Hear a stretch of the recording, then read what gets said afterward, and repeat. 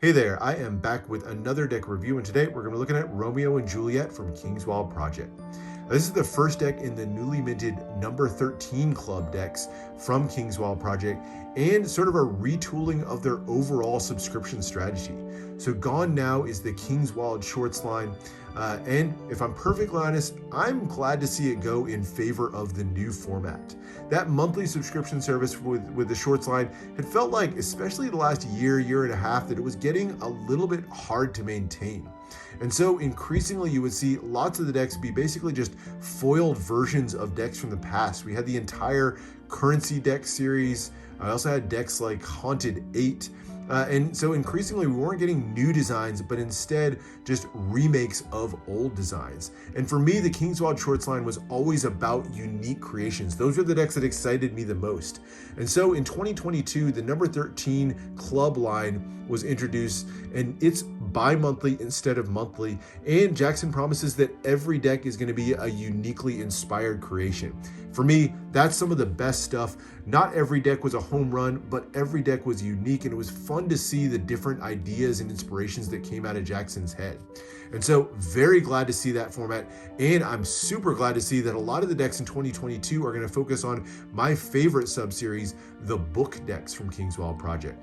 In the past, we've seen decks like Beowulf, Robin Hood, Alice in Wonderland, Peter Pan, some beautiful decks inspired by phenomenal stories of the past. And the first deck for the number 13 line is the classic Shakespeare tragedy, Romeo and Juliet. Now, just like years past, the number 13 club comes in 3 different tiers. There's a standard deck that you see here, as well as the limited deck. There's also a gilded deck. I don't actually get the gilded deck, so we'll get a chance to look at both the standard and the limited. And as a pleasant surprise, the limited deck does not have the same cards as the standard deck. I'm hoping that's going to continue on all the decks in the series. In the past, the limited deck has just been a new and numbered tuck on top of the same cards from the standard deck, but now we get completely new cards in the two. So we'll get a chance to look at both of them. Stay tuned to see the changes that are made on the cards in the limited deck. You won't want to miss that. But let's get started looking at the standard version of the deck. Of course, it's inspired by Shakespeare's tragedy, Romeo and Juliet. It's the story of Romeo from the Montague family and Juliet from the Capulet family. And their two families were basically mortal enemies of each other. They were constantly feuding. There were deaths and duels, just bloodshed between the two families. And it would seem that Romeo and Juliet wouldn't ever be destined to come together. But despite all that, they were able to come together. They were star-crossed lovers who found love anyway. So that's the basic story. We'll get more into it as we get especially into the court cards of the deck. But let's take a look here at the tuck case. So it's done on a thin white cardstock, or kind of a grayish cardstock here, and kind of a monochrome design here overall. It is embellished with some really subtle embossing, gives it a little bit more of a luxury feel, as well as little hits of the red foil here at the top with Romeo and Juliet, the name of the deck, and then fine quality playing cards at the bottom. But the main design here in the black and white is that emblem in the center, kind of reminiscent of a coat of arms. You get the helmet at the top, shield in the center, the rearing lions on the side representing House Montague and House Capulet, the two feuding families. And at the bottom, star-crossed lovers. So that was used to refer to Romeo and Juliet, who it would seem would not be destined to marry or to find love, but instead were able to do so anyway. But of course, it is a tragedy, so the story doesn't end well for them, despite the fact that they did find love. But beautiful detailing throughout here, beautiful filigree and scroll work surrounding that center emblem. Just really intricate artwork on this one. So definitely a monochrome look to it overall. Would have been cool to see it with a little bit more of a pop of color, but it is kind of that vintage style, which is true to the time period when the play was written. On the sides here, you have Romeo and Juliet once again in red foil, and then the sword with Montague on one side, and then the Capulet rapier on the other side. Once again, Romeo and Juliet. Same thing on the top, Romeo and Juliet. And then the bottom has your ad copy for Kingswild Project, his trademark Bible verse, of course, mentioned there. And then on the back here, you get an embossed version of the back design of the cards. So we'll look more at that in a second. And then as you open it up, you get a famous quote from the balcony scene of the play, when Romeo and Juliet were kind of professing their love to each other on the balcony. And then when Romeo finally had to leave, these were the words that Juliet said: parting is such sweet sorrow. And then number 13 on the inner flaps. Once again, that same line, parting is such sweet sorrow, on a banner with the interior printing here, and then the rapier that runs all the way down into the tuck case. And then the other side, you can see here, a little bit hard to read, but these are actually the first lines from the prologue of the play. So 2 households, both alike in dignity, in fair Verona, where we lay our scene. And it kind of continues on there. So lists the entire prologue of the play. So that's the tuck case. Beautiful feel to it, kind of has that classic vintage vibe, but I like that the embossing and the foiling just gives it that little bit of elevated feel to it without being over the top. So I like the tuck case personally. But now into the cards themselves, and we'll start with the back design. And here it is. So same emblem that we saw on the front of the tuck case, that sort of coat of arms vibe, has Montague, Capulet, star-crossed lovers, and then repeated on the other side. For me personally, I would have liked the words to have been taken off. I don't generally like words on the back design of cards. And here it feels a little bit in your face about the play. You know, putting star-crossed lovers there. Like it's a little bit of a literal interpretation. So I would have liked that to have been a little bit more subtle. I think the design would have just been enhanced, maybe just removing that altogether. But then the background here is a little bit more flat. Just kind of a black and white, a little bit of cross-hatching kind of shading there.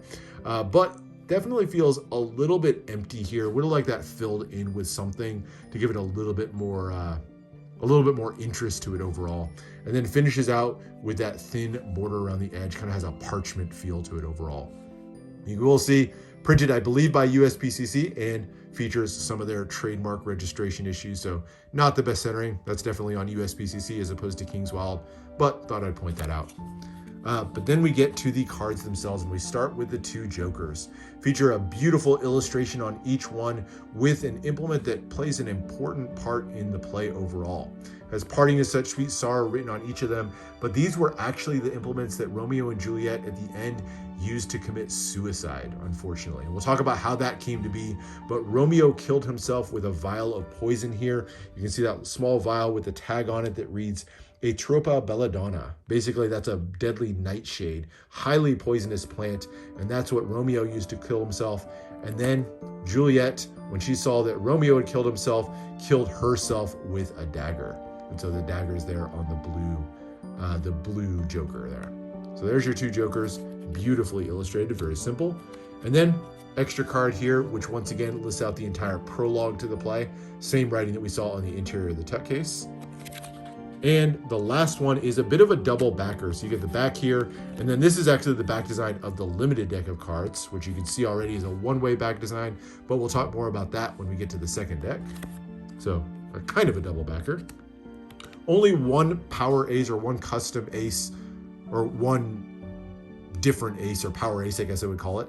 And that's the Ace of Spades. You get that elongated spade pip with that same emblem on the front.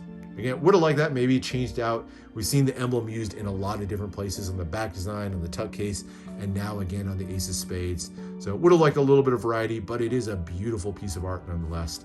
And then Romeo and Juliet, illustrated by Jackson Robinson, all done in fonts that are kind of true to the period as well. And then that nice little blue and black border around the edge, and then the custom pip and index there in the corner. Very skinny pip and index in the corner. The number cards are all custom as well. They do feature custom pips. You can see those kind of skinnier hand-drawn looking pips. And then the same style, the pip and index in the corner. And they actually write out the value of the card across the top, so 2 of spades.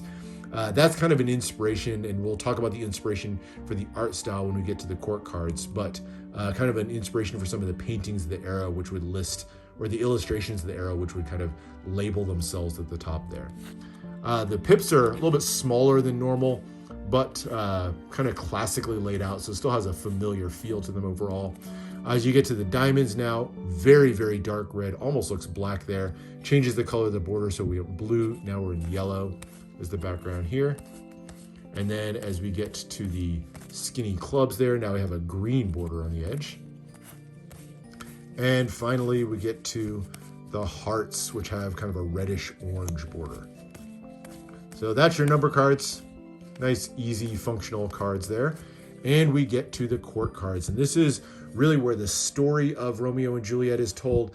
and the story of Jackson's artwork and inspiration. So all these are inspired by intaglio illustrations that were done during the Elizabethan period. And definitely kind of in keeping with the style of those paintings. They would have been intaglio printed and then hand painted, and you can definitely get that feel here, that beautiful art style. It almost has a little bit of a almost watercolor feel to it, especially as you look at that background. But they're all two-way courts, so kind of classic feel of the poses, if you will, of a standard deck of cards, but of course with characters from the play. Most notably on the hearts here, we have the King of Hearts, Romeo, and the Queen of Hearts, Juliet, of course, coming from the families of Montague and Capulet. Beautifully illustrated. I will say it bothers me a little bit that the heads are out of proportion. That's one thing that bothers me a little bit on this. So Romeo's head looks so much smaller than Juliet's. That's obviously perspective or something like that, but I would have liked to have seen that maybe aligned a little bit more from one card to another. And you'll see that kind of change up on a few of the other cards as well. The other thing that bothers me very slightly on this is the backgrounds on these. So it has that watercolor look, but you'll see here there is some repetition for some of the cards. So Romeo and Juliet share the exact same background. You'll see the sort of water marks there in almost the exact same position. So that bothers me a little bit, but there is some variation as you go through the cards. It's not all repeated, but you'll see some of the cards do repeat as we go through. But that's only two of the characters in the play. I did mention that the houses of Montague and Capulet were feuding. The lords of the houses were basically blood enemies of each other. And so here on the diamonds with the yellow background, we get the matriarch and the patriarch, Lady and Lord Montague. So these were Romeo's parents, beautifully illustrated here. I love the fan up there that Lady Montague's holding.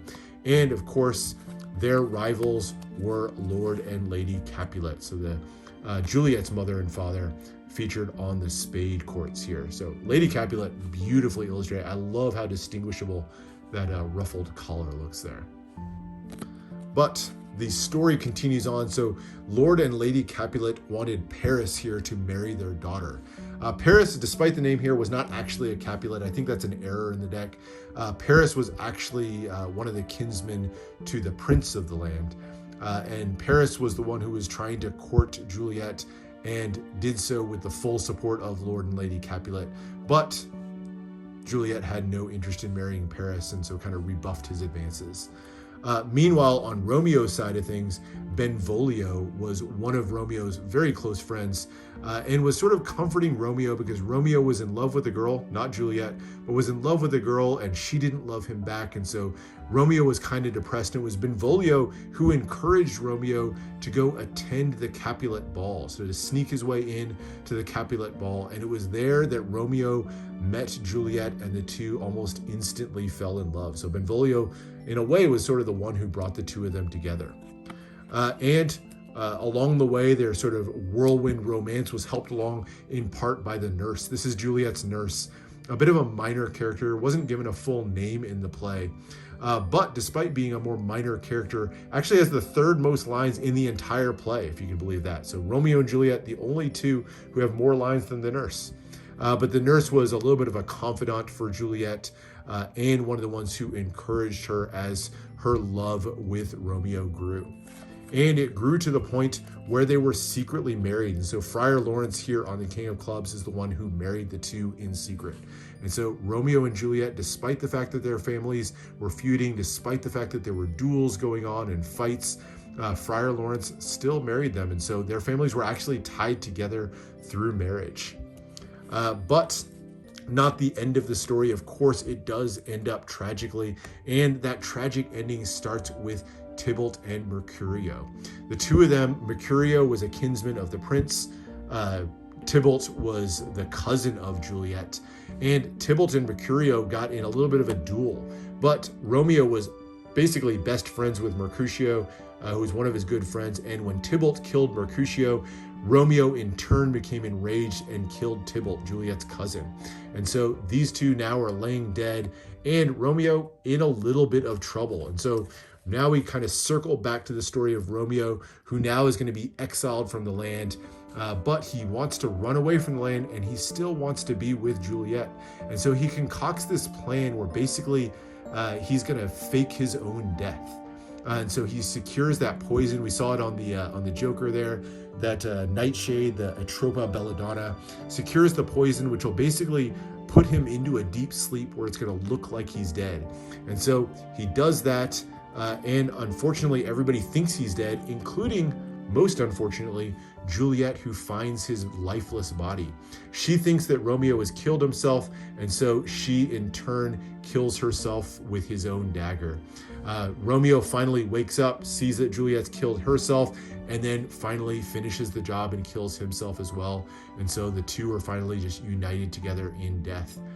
Their death, while tragic though, has a little bit of a happy ending in that it sort of serves as the spark to finally bring the feud between the two families to an end. And so ends the tragic tale of Romeo and Juliet. Beautifully illustrated through the cards. And that is it. That is the deck.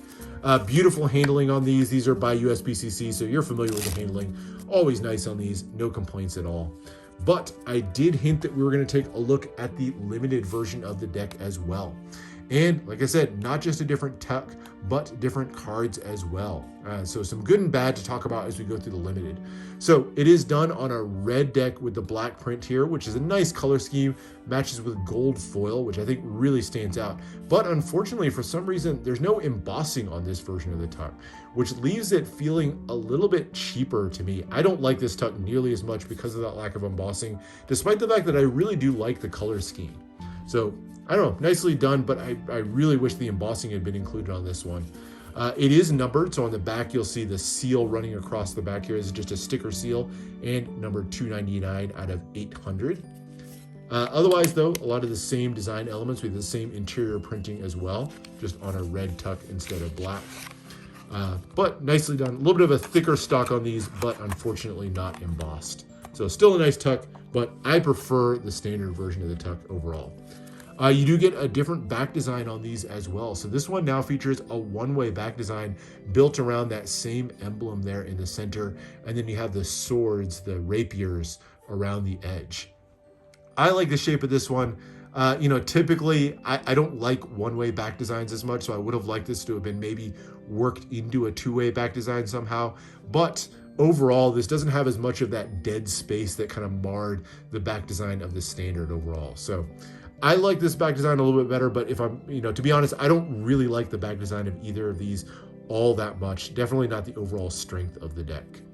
But the deck itself, interesting. So we get the same 4 extra cards on these, but a completely different, you'll see it right off with the Ace of Spades. So now these are done in the style of Italian court cards, where the suits weren't the spades, diamonds, clubs, and hearts, but were instead swords, cups, clubs, and swords, coins, clubs, and cups. And you can see those depicted on the 4 aces here in beautiful, vibrant illustrations. Lots of colors used on these. You'll see oranges and blues, reds and yellows, but a little bit of a muted color palette. So colorful, but not bright, and beautifully illustrated, depicting those 4 more classic suits to them. The corner Pippin Index, though, of course, maintains the classic one that we're used to with the spades, diamonds, clubs, and hearts, but beautiful illustrations. And those illustrations continue through the number cards as well. Every single one of these features, so now we have, instead of the 2 of spades, the 2 of swords, which features 2 curved swords around the flower there in the center. And then as you go through each number, just adds a sword, and really cool sort of layout on the number cards overall. Love these. And then we switch to the coins for the diamonds. So the coins all over these until we get to the 10 of coins. And then the clubs are these little batons that are crossed there on the 2 of clubs, and then adding more and more clubs to go through those. And finally, the cups. So there's your 2 of cups all the way to the 10 of cups. Really, really like the aces and the number cards in this, and love that sort of vintage inspiration. And the court cards have gotten a little bit of a remake as well. Now going to full one-way courts. And so we get a full body look, and I think they look even more striking. I like these quite a bit more. Still features the name at the top, done in that classic illustration style, but each one of them given kind of that full body look. Once again, the proportions get a little bit odd. Some of them look taller or their heads look bigger or smaller, which is a little bit distracting, but I still really, really like the one-way illustrations. Definitely captures that vintage vibe very well. There's Friar Lawrence, and then we close out with our heroes, or our tragic heroes, Romeo and Juliet. So beautiful illustrations on those, and I love them imagined as the one-way courts. And that is the limited version of the deck. So like I said, so happy to see a completely different deck inside the limited tuck. I think that's just a great touch, and I hope that continues in some of the future versions of the deck. And that's it. That is Romeo and Juliet. You know, it's a great start in my mind. You know, not a perfect deck. I talked about some of the things that I would have liked to have seen change. There's definitely some issues with the deck overall, but I love the inspiration, and I love seeing a deck that's fully created from the ground up. That, to me, that's what makes the subscription service interesting. And so I'll be really interested following along with the subs this year, particularly that number 13 club. So anyway, that's it. That is the look at Romeo and Juliet from Kingswell Project. Make sure to subscribe for more deck reviews, more unboxings. Let me know what else you want to see in the future, and I'll see you for the next one.